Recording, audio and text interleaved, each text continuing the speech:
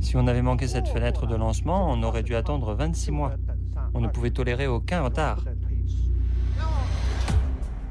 Au moindre raté, tout est perdu. Je n'ai jamais été aussi avide de succès que maintenant.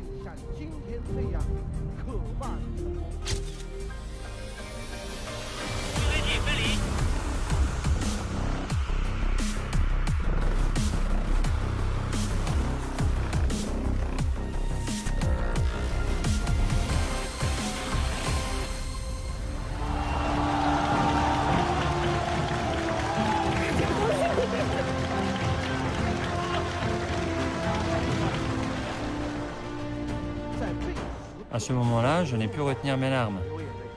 Je n'ai pas pleuré. Notre planificatrice à Beijing pour Tianwen-1 n'a pas encore de petit ami. Dépêchez-vous. Vous vous chargez aussi de faire la cuisine à la maison? C'est pas moi qui commande, je suis pas si vieux. C'est le son de la lointaine Mars. Ces images envoyées depuis 400 millions de kilomètres sont si nettes. Attendez-vous à encore plus de choses merveilleuses.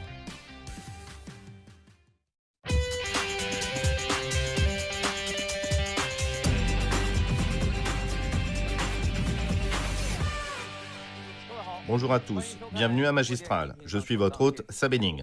Bienvenue à tous.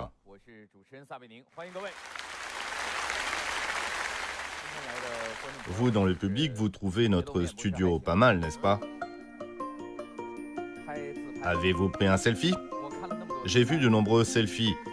Mais il y a quelques jours, l'un d'eux m'a étonné. Après que le rover Zhuzhong a atterri sur Mars, il est descendu de sa plateforme d'atterrissage à la surface de Mars et a pris un selfie. Savez-vous jusqu'à quelle distance Mars se trouve de la Terre? 400 millions de kilomètres. Les photos qui nous en parviennent sont si claires. Les scientifiques derrière tout cela sont incroyables. De plus, l'ensemble de la mission d'exploration de Mars a réalisé 6 premières pour l'industrie aérospatiale chinoise, ce qui a également frappé le monde entier. Aujourd'hui, nous invitons un scientifique pour partager avec nous son expérience dans le cadre de cette mission d'exploration martienne. Une bande-son très spéciale a été réservée pour son apparition.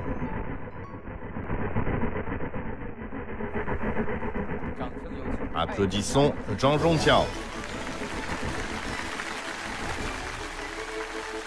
Concepteur en chef de la première mission chinoise d'exploration de Mars. Bonjour, monsieur Zhang. Bienvenue. Je vous rencontre enfin. Bonjour Sabening. Merci à tous. Veuillez vous asseoir. Lorsque monsieur Zhang a fait son apparition, il y a eu un son très spécial. Savez-vous ce que c'est? Quand on écoute attentivement, on dirait du vent qui souffle. Qu'est-ce que c'est exactement? C'est le son de la lointaine Mars. Il a été enregistré pendant le processus durant lequel le rover est descendu de la plateforme d'atterrissage pour atteindre la surface de Mars.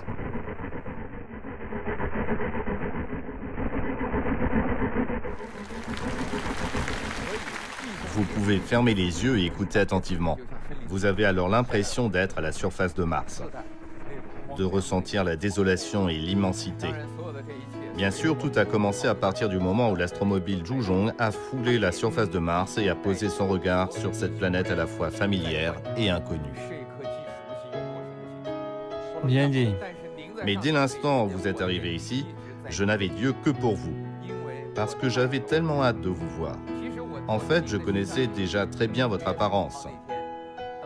Le 15 mai, lorsque notre sonde a atterri avec succès à la surface de Mars, tout le monde a vu que le chef Zhang était ému aux larmes.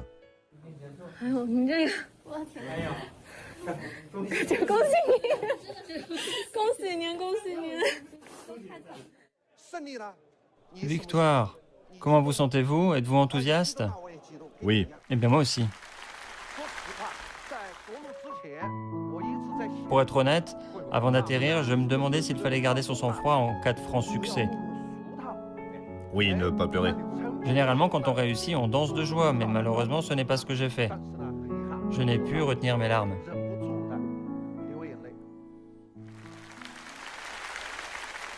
Et puis, il y a le sujet chaud qu'est cette photo. Il faut dire que c'est une de nos petites innovations. À ce moment-là, la peur m'a donné la chair de poule. Je me suis dit, qui fait la photo? Y a-t-il quelqu'un sur Mars? On a installé une caméra Wi-Fi en bas de l'astromobile. Lorsque ce dernier s'est dirigé vers le côté sud et qu'il se trouvait à environ 10 mètres de la plateforme, on a détaché la caméra pour qu'elle repose sur le sol. Ensuite, le rover a reculé vers la plateforme. Vous comprenez comment cette photo a été prise? Supposons que je sois à Zhuzhong. Je descends de la petite plateforme. Descendu à la surface de Mars, je mets la petite caméra ici, puis je recule. Celle-ci se met à fonctionner pendant que je recule. Vous êtes la plateforme. Et puis on se prend en photo. La caméra est connectée au Wi-Fi, tout comme dans votre maison. Les informations sont ainsi envoyées au rover et celui-ci les transmet à notre orbiteur de relais, qui à son tour nous les transmet. Il y a un répétiteur de signaux en orbite. Il y a toujours un orbiteur. Zhuzhong a déjà commencé sa mission d'exploration, n'est-ce pas? Exactement. Je tiens à signaler à tous que le 20 juin 2021, d'après les données que j'ai obtenues, notre astromobile Zhuzhong avait déjà parcouru 206 mètres. Plus de 200 mètres. Ça ne semble pas être une longue distance sur Terre, mais nous parlons d'une planète située à 400 millions de kilomètres de nous. Le peuple chinois a foulé le sol de cette planète pour la première fois avec son propre équipement scientifique. Cette distance de plus de 200 mètres est donc l'accomplissement d'un rêve que de nombreux scientifiques avaient depuis de nombreuses années. Il y a eu beaucoup de difficultés, je vais prendre le temps de vous en parler. D'accord, je vous laisse maintenant la parole. Écoutons à présent le discours de Monsieur Zhang.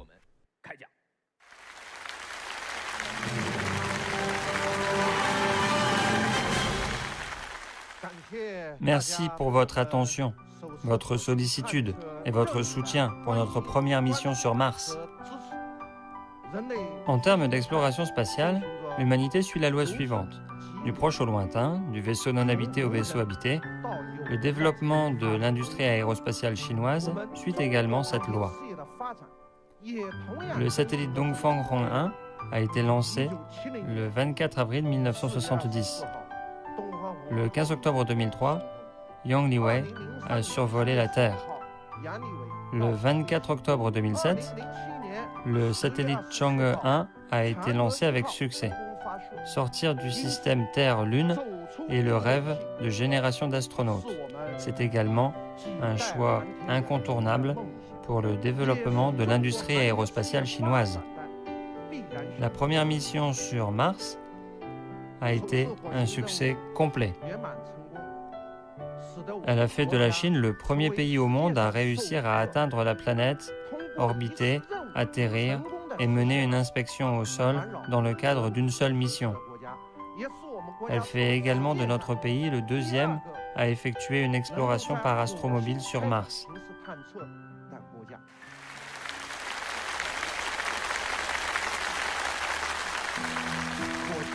Cette dernière est la planète du système solaire dont l'environnement est le plus proche de celui de la Terre. Comme elle, Mars a 4 saisons: printemps, été, automne et hiver. Ces journées ne durent que 39 minutes de plus que sur Terre. De plus, elle a une atmosphère ténue. Sa température moyenne annuelle est de moins 60 degrés Celsius et la plus élevée peut dépasser 27 degrés. Par conséquent, cette similarité avec la Terre donne toute son importance à l'exploration de Mars et à la recherche scientifique. Le but est de répondre à des questions majeures, telles que la Terre d'aujourd'hui est-elle l'avenir de Mars ou bien l'inverse?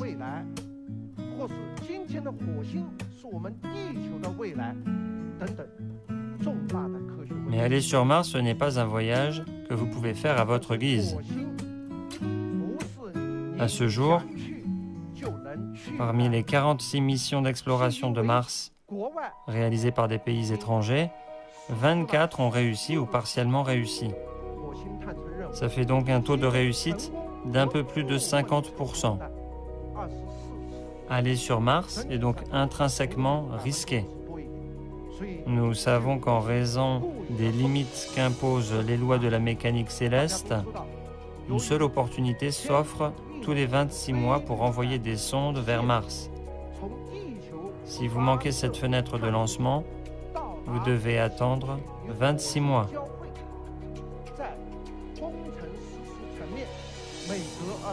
Le 2 septembre 2014, avant même que cette mission ne soit officiellement approuvée par l'État, l'administration spatiale nationale chinoise a lancé les préparatifs de la mission. C'est alors qu'on a fixé le 23 juillet 2020 comme premier choix de date. Alors, à quel point était-il difficile de respecter cette fenêtre de lancement? Je vais vous donner quelques chiffres. Notre sonde comptait 150 000 composants et notre fusée également. Cette dernière devait décoller avec une masse de 870 tonnes. Autrement dit, tous nos équipements et installations devaient être en parfait état et aucun retard ne pouvait être toléré. Nous avons baptisé 2020 la grande année de Mars. Fin juillet 2020, les Émirats arabes unis, la Chine et les États-Unis ont successivement lancé des sondes martiennes. Le 23 juillet 2020, dans la salle de commandement du site de lancement spatial de Wenchang en Chine, l'ambiance était très chaleureuse. C'est la première fois que nous, les Chinois, sortions véritablement du système Terre-Lune et pénétrions dans l'espace interplanétaire. Mao Wanbiao, le commandant adjoint du cosmodrome de Wenchang, m'a pris la main et a dit quelque chose d'affectueux dont je me souviens encore. Il m'a dit « Je n'ai jamais été aussi désireux de réussir ».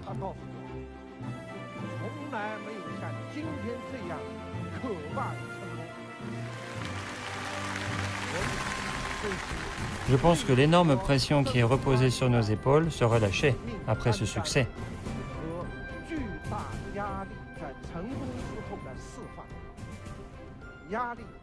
D'où venait cette pression? Tout d'abord de la fusée. C'était la première fois que la fusée Longue Marche 5 effectuait un lancement pour ce type de mission. L'échec de ce lancement aurait affecté non seulement notre première mission d'exploration de Mars, mais également la mission de retour d'échantillons de Chang'e 5 et les missions ultérieures de la station spatiale.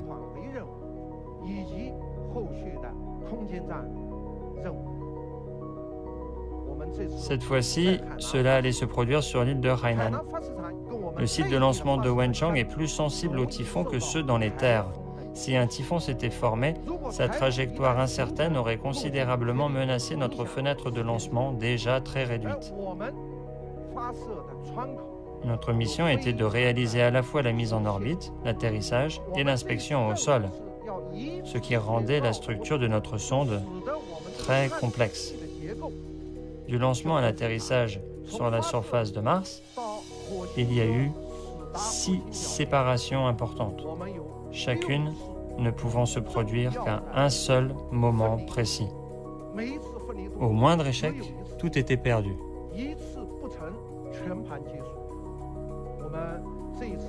Le temps de vol de cette mission était long et le processus extrêmement complexe. Après le lancement, la sonde a volé pendant 202 jours. Suite à une série d'ajustements, elle est restée sur cette orbite pendant 93 jours. La zone d'atterrissage a été soigneusement détectée pour obtenir des informations pertinentes de première main sur celle-ci en vue de préparer l'atterrissage. Aller sur Mars, c'est 1000 fois plus loin que d'aller sur la Lune. Le signal envoyé vers la Terre depuis Mars n'a qu'une force d'1 millionième par rapport à celui envoyé depuis la Lune. La longue distance fait également jouer un autre phénomène physique, à savoir l'allongement du délai de communication. Lorsqu'elle a atterri sur Mars, la sonde était à 320 millions de kilomètres de la Terre et ce délai était de près de 18 minutes. À aussi longue distance, le personnel au sol est dans l'impossibilité d'effectuer un contrôle sur les étapes clés. On ne peut compter que sur l'autonomie des détecteurs.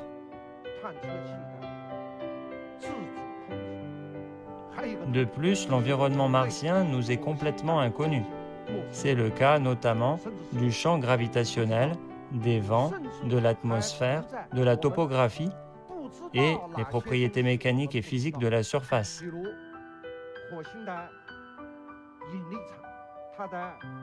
Ces informations sont essentielles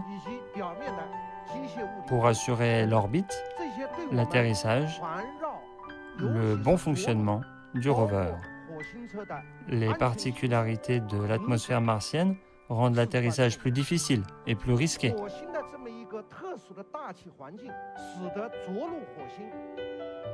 Y entrer signifiait véritablement 9 minutes critiques.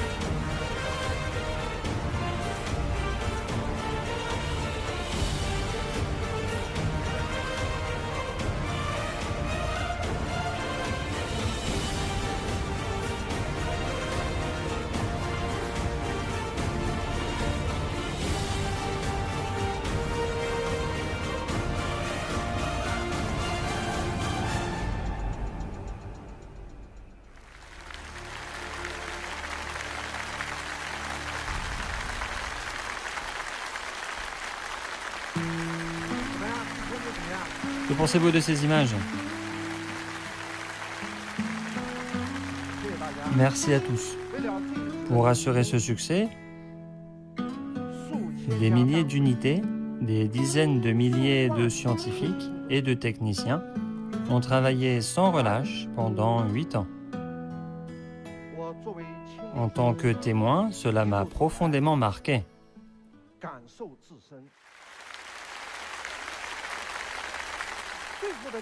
Le processus d'atterrissage final demande une extrême précision. La vitesse et la hauteur doivent correspondre exactement, sinon c'est un échec. Nous étions bien conscients qu'aller sur Mars serait difficile et que les risques seraient énormes. Au début, on avait choisi un projet de mise en orbite à risque relativement faible, et non le projet actuel avec une mise en orbite, un atterrissage et un astromobile. Les experts du secteur, y compris nos collègues du groupe de débat, ne se contentaient pas du projet initial, parce que notre démarrage tardif était devenu un fait, qu'il y avait encore un grand écart avec les pays étrangers. Notre pays avait investi de l'argent pour nous permettre de faire ces réalisations. On ne devait pas seulement considérer les risques, mais penser davantage au développement de notre technologie aérospatiale et à l'amélioration des capacités du pays. Il fallait en être digne.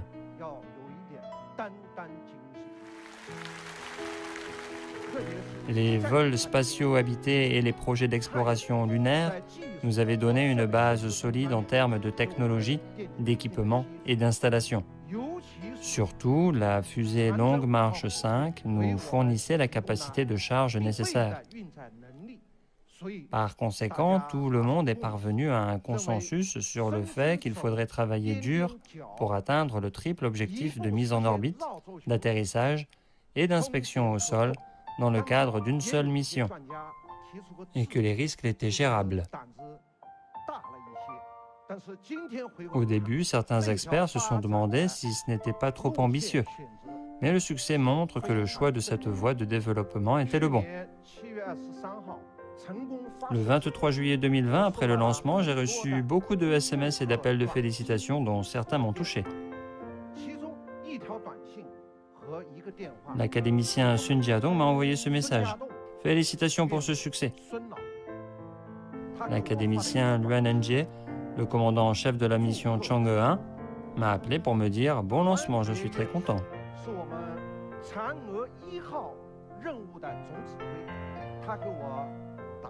Cela n'a cependant pas diminué leur inquiétude pour cette importante mission. Le succès ne s'obtient pas du jour au lendemain. La réussite de notre première mission d'exploration de Mars est d'abord due à l'impulsion des experts en stratégie de développement aérospatial, ainsi qu'à un grand nombre de professionnels chevronnés de l'aérospatial. Pour l'établissement du projet, la conception, le développement et les tests, on a beaucoup consulté les vieux experts.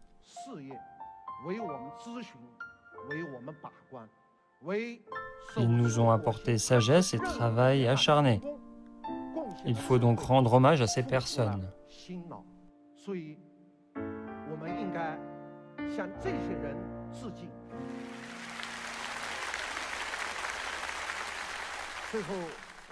Enfin, je voudrais vous dire qu'il faut toujours rester lucide.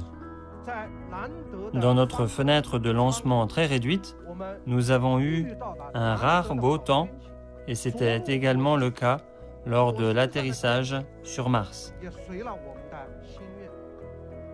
Dans un succès inéluctable, il y a aussi une part de chance. On doit se demander si on sera aussi chanceux la prochaine fois qu'on y retournera.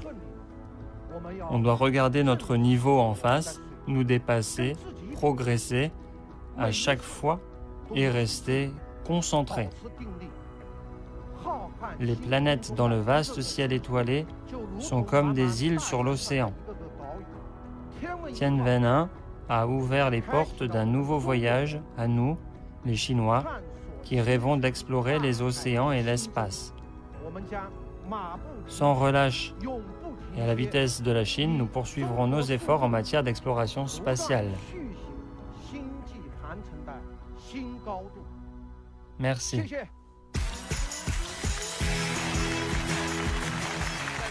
Les applaudissements pour M. Zhang et les Chinois du secteur de l'astronautique. Merci à tous. Veuillez vous asseoir. Des collègues m'ont dit que de nombreux autres concepteurs en chef auraient trouvé le temps d'écrire des articles ou de faire d'autres recherches scientifiques au cours du développement de ce projet. Mais ces 10 dernières années, M. Zhang a consacré toute son énergie à une seule chose, à savoir la première exploration de Mars par la Chine. C'est déjà pas mal de l'avoir mené à bien. Pendant votre discours, de nombreux membres du public ont écrit des questions sur de petits bouts de papier. Elles sont intéressantes. L'une d'entre elles, le rover Zhuzhong reviendra-t-il? Reviendra-t-il avec du sol ou quelque chose du genre comme la sonde lunaire précédente? L'astromobile ne reviendra pas. Sa mission est d'effectuer des patrouilles à la surface de Mars jusqu'à la fin de sa vie. Pour nous, la deuxième étape consistera à prélever des échantillons et à les ramener sur Terre. Je peux vous dire franchement que jusqu'à présent, aucun pays au monde n'a la capacité de le faire.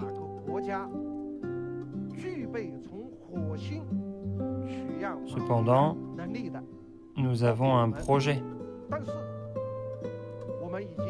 Nous mènerons des recherches techniques pertinentes conformément à notre plan initial. Et nous effectuerons des travaux de manière constante et régulière à la vitesse de la Chine, afin de réaliser le retour de l'échantillonnage de la surface de Mars dès que possible.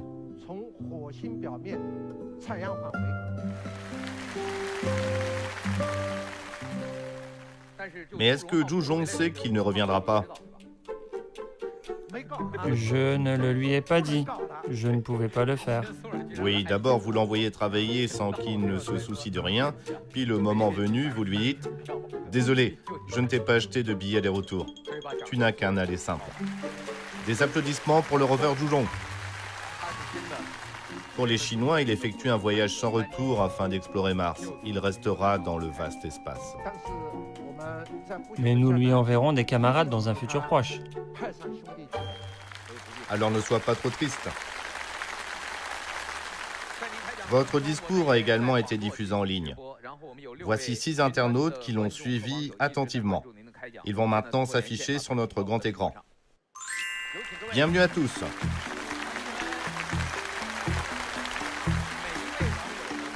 Chacun d'entre eux a écrit un mot-clé derrière lequel se cache la question qu'il souhaite poser. À vous de choisir le mot-clé qui vous intéresse le plus, puis de répondre à la question qui va avec.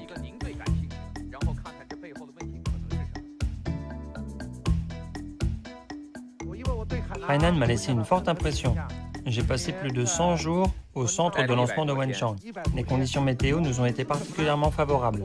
Pour ces raisons, je choisis la jeune fille de Hainan. Allez à l'université en fusée, on dirait un film de science-fiction. Monsieur Sa, Monsieur Zhang, bonjour. Je suis diplômée du lycée de Wenchang dans la province de Hainan. Vous voyez, elle est de Wenchang. Donc vous venez de terminer le lycée, n'est-ce pas? Notre remise de diplôme était prévue aujourd'hui. Vous n'y êtes pas allé à cause de notre émission? J'irai au repas de remerciement aux enseignants. On peut manquer la cérémonie, mais pas le repas. Que voulez-vous dire par aller à l'université en fusée? Pour nous, les habitants de Wenchang, regarder les lancements de fusées fait désormais partie de notre quotidien. J'ai assisté à celui de Tianwen 1 sur mon balcon. Je suis maintenant sur le point de formuler mes vœux d'études. Je voudrais demander à Monsieur Zhang à quelle spécialité postuler pour contribuer à l'industrie aérospatiale. Tout d'abord, je voudrais vous souhaiter de bons résultats à l'examen d'entrée à l'université. Merci. C'est une sacrée bénédiction. Les 360 métiers ont leur propre champion. En fait, quelle que soit la spécialité que vous choisirez, vous pourrez contribuer à l'aérospatiale. Aujourd'hui, cette dernière inclut non seulement les secteurs traditionnels auxquels on pense habituellement, comme l'informatique et la communication, mais couvre aussi un très large éventail, allant des mathématiques à la physique et la chimie, en passant par la mécanique, les matériaux et même le droit. Et les médias aussi. Oui, donc le plus important est de choisir la spécialité qui vous intéresse. On attend avec impatience que vous receviez la lettre d'admission d'une université qui vous plaît. Merci, Monsieur Zhang. Monsieur Zhang sait mieux que moi jouer son rôle d'aîné. Je voulais demander comment s'était passé l'examen. Mais Monsieur Zhang m'a retenu. Merci pour votre participation, merci. C'est maintenant au tour de nos 4 représentants de la jeunesse ici présents de poser des questions. Qui commence? Concepteur en chef Zhongqiao, Sa Bening, bonjour. Je suis Bao Shuo, planificatrice pour la première mission d'exploration martienne du centre de contrôle de vols aérospatiaux de Beijing. Rappelez-vous juste des mots suivants. Votre attention à tous, je suis Beijing.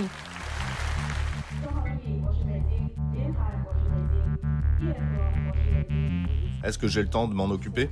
Non.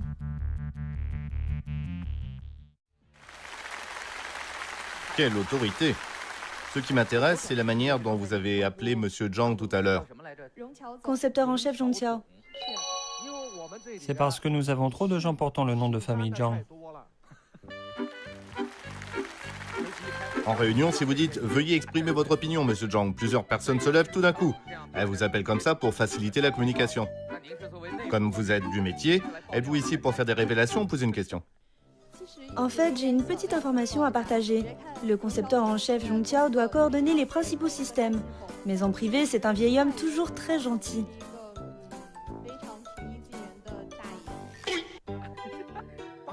Je ne suis pas si vieux que ça. Je lui ai fait une plaisanterie. Je lui ai dit d'abord, ne travaillez pas si dur. Donnez-vous du temps, il en faut pour trouver un petit ami. J'en profite pour faire ici la publicité pour Bao Shuo, notre planificatrice à Beijing Tianwen 1 n'a pas encore de petit ami. Dépêchez-vous. Généralement, Monsieur Zhang rentre chez lui, préparer les repas pour sa famille, puis revient faire des heures supplémentaires. Vous vous chargez aussi de faire la cuisine à la maison? N'en parlons pas. C'est pas moi qui commande.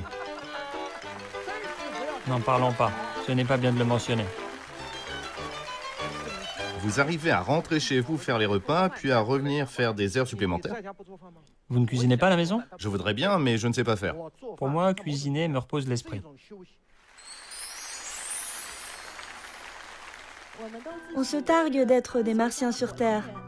C'est parce qu'on vit au rythme du rover Zhuzhong, dont les journées sur Mars durent 24 heures et 39 minutes. On subit donc un décalage horaire. Depuis 8 ans, Monsieur Zhang se rend toujours sur place en avance. D'abord, il se rend dans la salle pour s'enquérir de Tianwen.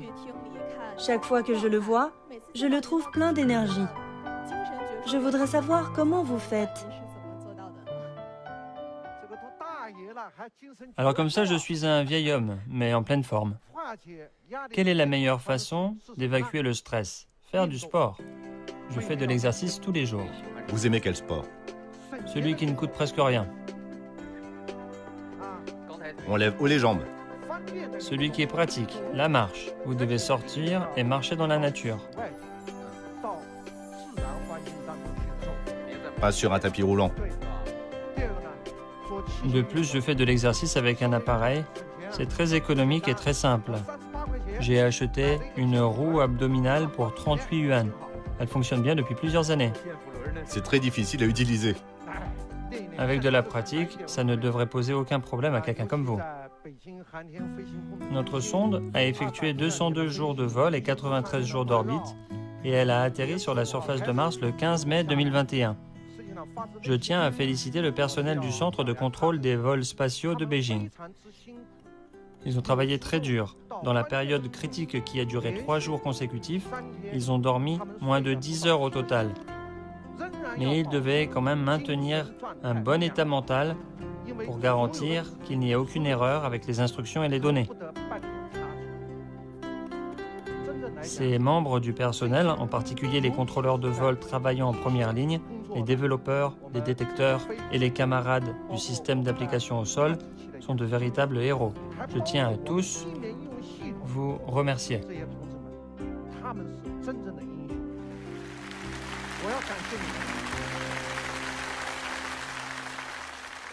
Je ne travaille que depuis 3 ans, mais je suis honorée d'avoir fait l'expérience de l'exploration de la Lune et de Mars. Même si les technologies sont différentes, que l'environnement et les conditions de travail ont changé, l'esprit des professionnels de l'aérospatiale est intact. J'espère que vous, qui êtes de la jeune génération, saurez transmettre l'esprit de vos aînés. Suivant. Sabé Ning, concepteur en chef Zhong Qiao, bonjour. Je suis doctorante à l'Université des géosciences de Chine. Mars et notre Terre sont très similaires. On peut trouver des traces de vie en déterrant des fossiles. En observant les traces qu'ont laissées les cours d'eau, on peut aussi trouver des milieux où des êtres auraient survécu. Aviez-vous une curiosité personnelle et des suppositions avant l'atterrissage de Tianwen 1?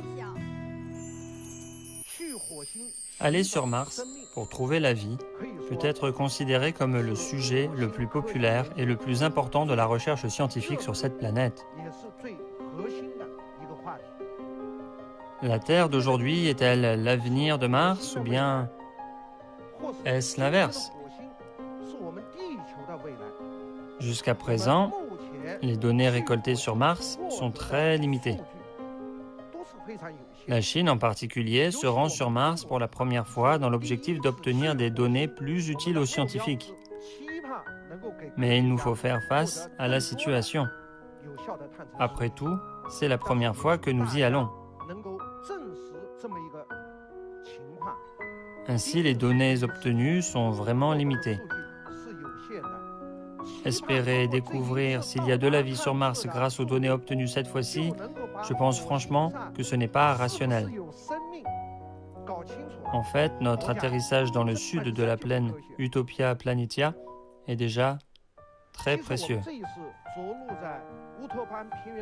Selon les scientifiques, l'endroit où nous avons atterri se trouve là où se trouvait auparavant un littoral. Au nord se trouvait un océan et au sud la zone de contact entre la mer et la terre. Près du site d'atterrissage, il y a un volcan de boue.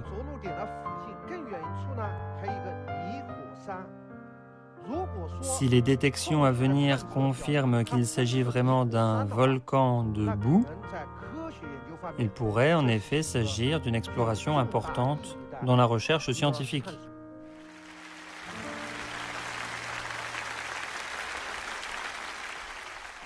Aujourd'hui, M. Zhang nous informe beaucoup. Vos mots nous ont ramené de la science-fiction à la réalité. Nous devons être patients, mais avec un esprit rationnel, afin de suivre les scientifiques de l'aérospatiale chinoise qui résolvent pas à pas les mystères de Mars. En fait, pour être précis dans notre domaine, on ne dit pas que nous allons sur Mars pour chercher la vie. Ce que les scientifiques disent maintenant, c'est que nous allons sur Mars pour trouver des preuves qu'il y a eu la vie sur cette planète. Cette formulation est très précise. Ne l'interprétez pas comme « allons voir s'il y a des insectes » ou quelque chose de ce genre. Ce n'est certainement pas le cas. Souhaitons bonne chance au rover Zhuzhong. Suivante. Bonjour à vous deux. Avant de me présenter, j'aimerais vous dire le prénom de mon fils. Il s'appelle Tianwen. C'est son prénom à l'état civil.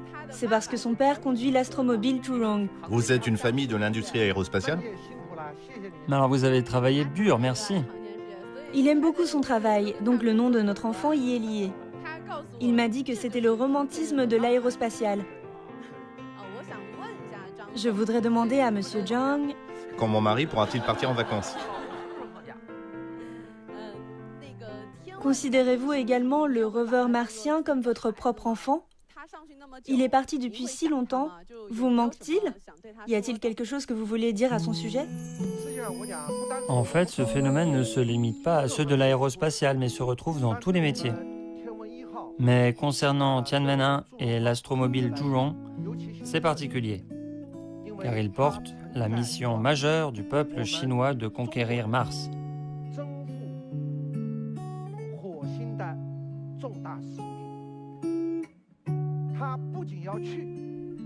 Ils doivent non seulement aller là-bas, mais aussi vivre en bonne santé et avancer avec stabilité. Par conséquent, j'ai placé des attentes envers mes enfants en espérant qu'ils feront un voyage sûr et qu'ils pourront remplir leur mission.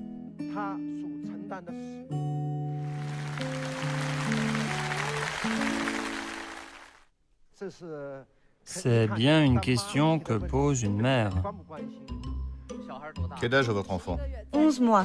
Il est né une semaine avant le lancement de Tianwen 1. Et son père a participé à cette mission. Il a frappé dans ses mains et a annoncé que son fils s'appellerait Tianwen. Maintenant, le pays a ouvert la politique d'un couple avec 3 enfants. Tianwen 1, Tianwen 2, Tianwen 3. Comment pourrait-on nommer ces enfants ainsi? Les Chinois de l'aérospatiale sont très romantiques. Choisissez parmi ces noms Chang'e, Tianwen, Zhuzhong et Wukong. Je pense qu'à l'avenir, vous pourrez suivre le développement de l'industrie aérospatiale chinoise pour choisir les prénoms. Vous pouvez charger votre mari de choisir les prénoms, mais aussi de cuisiner à la maison, tout comme le fait l'ancienne génération, avant de repartir faire des heures supplémentaires.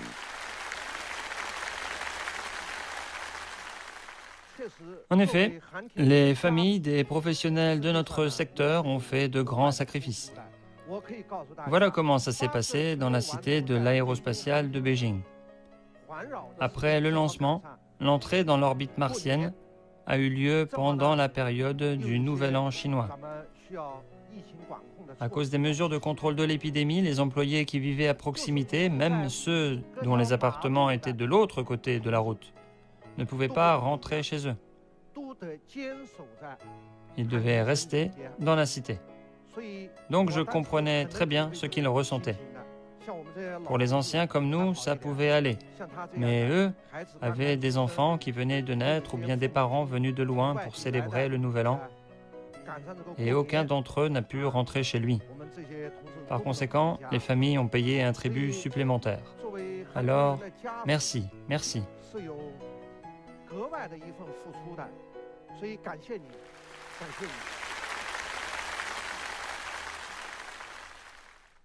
Je n'arrête pas de penser à ce que Bao Shuo a dit tout à l'heure.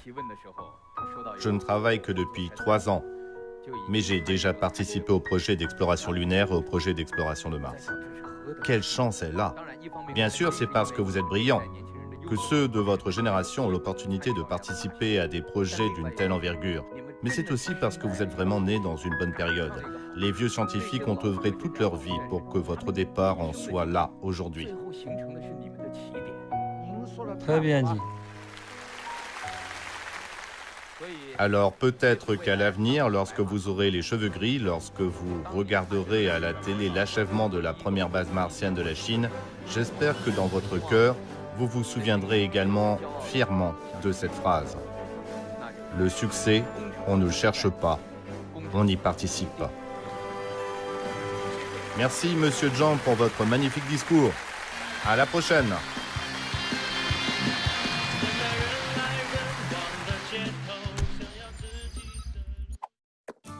Vous voulez en savoir plus sur l'exploration de Mars? Monsieur Zhang nous montrera quelques séquences à 360 degrés de la surface de Mars et nous dévoilera ses mystères. Il s'agit d'une vue à 360 degrés prise par la caméra de terrain de navigation après l'atterrissage sur Mars et avant que le rover ne quitte la plateforme. C'est la première fois que les Chinois arrivent sur Mars et regardent tout autour. Regardez tous attentivement. Il y a un point noir qui est assez visible. Il y a aussi quelque chose de blanc. Ce sont respectivement le parachute et le panneau arrière qui se sont séparés lors de l'atterrissage. C'est très clair. Ce sont les deux objectifs typiques qui intéressent les scientifiques. En blanc, c'est une dune de sable.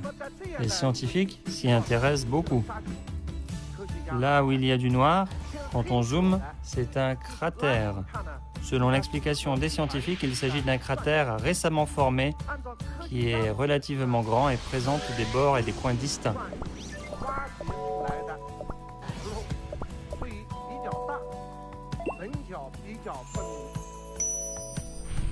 Le rover Zhuzhong a quitté le site d'atterrissage et a commencé son exploration, réalisant ainsi le rêve spatial de plusieurs générations de Chinois. Nous attendons avec impatience d'autres surprises de sa part.